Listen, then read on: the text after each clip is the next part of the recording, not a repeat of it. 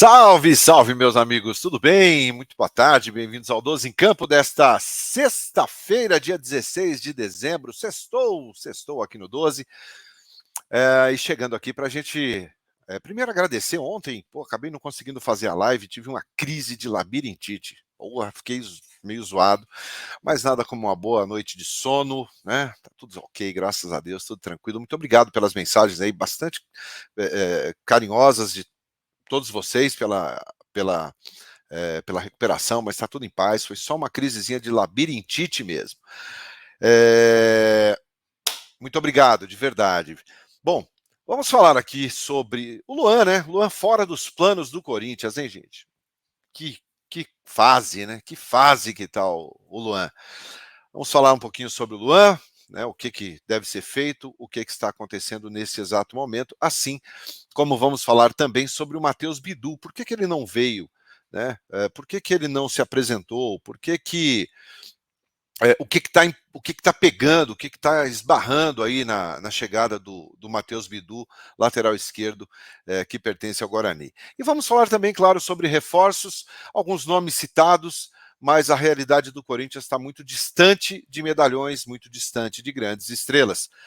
Mas antes de falar sobre esses vídeos aí, ou sobre esses assuntos, vou colocar um videozinho para vocês aqui, porque é um recadinho muito, muito legal da OneXBet. Se liga aí. Antes de começar o vídeo de hoje, eu gostaria de apresentar a vocês o nosso novo parceiro, a OneXBet, que é a parceira oficial do Barcelona, é também agora patrocinadora aqui do 12 em Campo. Na OneXBet, você tem grandes ganhos e pagamentos rápidos, minha gente. Se você procura uma casa de apostas segura, você achou. E para os inscritos aqui do canal, é só usar o meu cupom, que está aparecendo na tela, e vocês ganham em dobro, tá bom? A Copa do Mundo está rolando. É uma boa chance de ganhar uma graninha extra, hein? Aposte na OneXBet, parceira do 12 em Campo.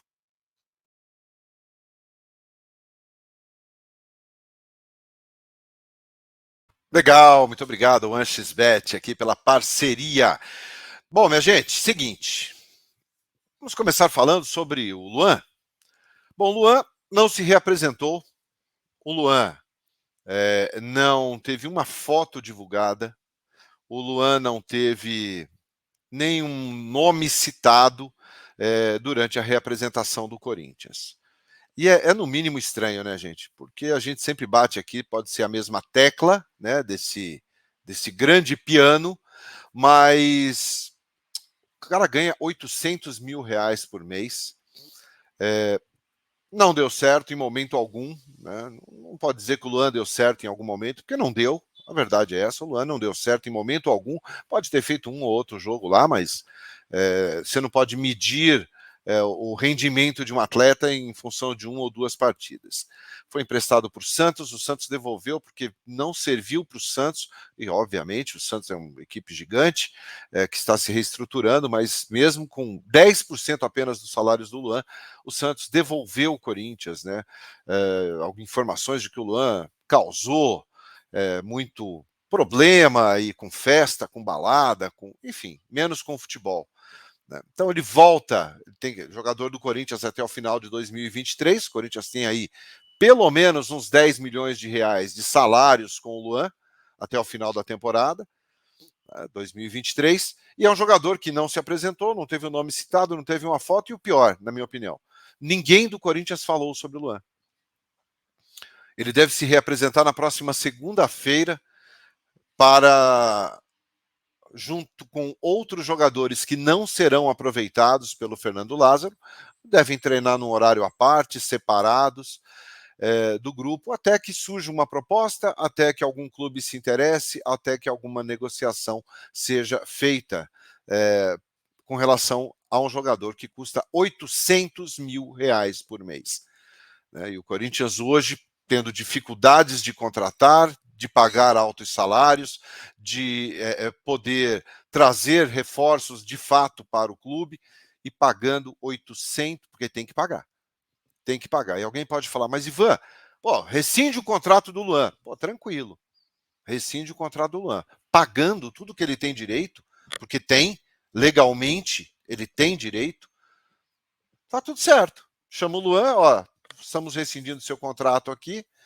Beleza, agora tudo, tudo. Porque depois o caminho é a justiça do trabalho, se não pagar. E aí, 12 vira 15, vira 18, viram 20, 30, enfim. É um problema gigante que o Corinthians começa a temporada. Tá? Tem que se desfazer do Luan. E eu repito o que eu tenho dito sempre aqui. Acho quase que improvável que no futebol brasileiro algum clube pague o salário do Luan para ter o jogador na temporada 2023. Pelo menos pagar de forma integral.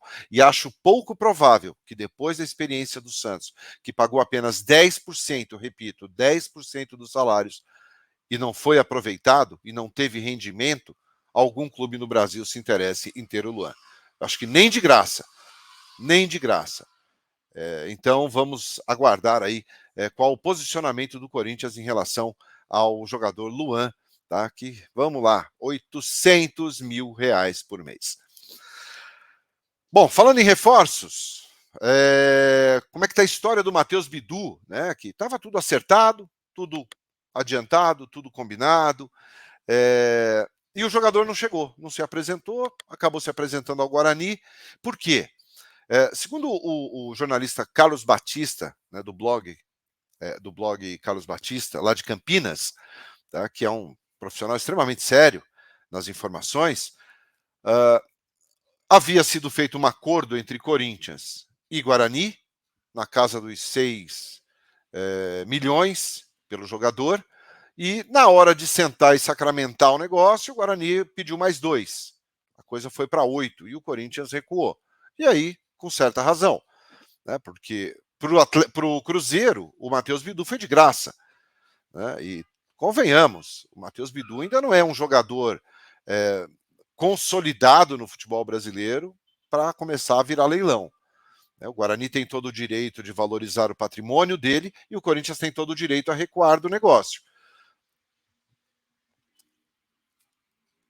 O fato é que o jogador quer jogar no Corinthians. O Matheus Bidu já conversou com os seus representantes, seus agentes, e falou: ó, eu quero jogar no Corinthians. Porque para ele, em termos de carreira, é um salto gigantesco. Em termos de cenário, em termos de valorização, é gigante. Mas ele pertence ao Guarani e o Guarani está segurando ali nesse valor dos 8 milhões, e nos 8 milhões o Corinthians não quer chegar. Então, não que isso seja inviável, não que isso não aconteça e não que o Matheus Bidu não possa jogar no Corinthians. Tudo pode. Mas a questão é, os moldes do negócio.